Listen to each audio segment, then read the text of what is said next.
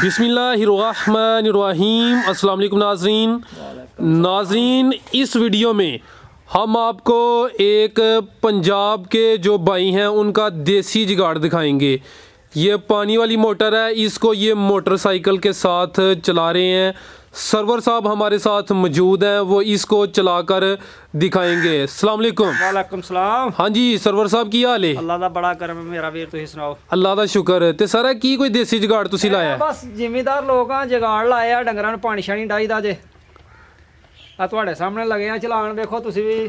ते तुहाडे कोल इत्थे बिजली दी सहूलत नहीं मौजूद है? बिजली दी सहूलत होवे ते मेरा वीर हरा दे जुगाड़ कल ही लाइए। अच्छा बिजली दी सहूलत वास्ते ना होने दी वजह वास्ते इत्थे जुगाड़ आया है। अच्छा चलो सारा चला के दसो।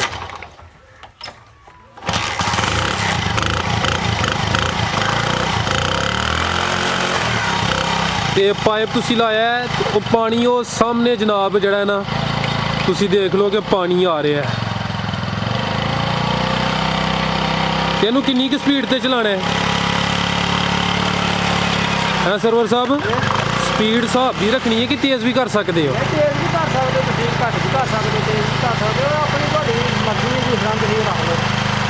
इहनूं जिन्ना तुसीं बैलेंस रखोगे उन्नी ठीक रहेगी।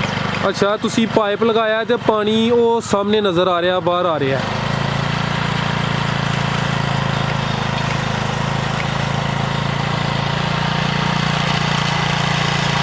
थोड़ा करो ना तेज़।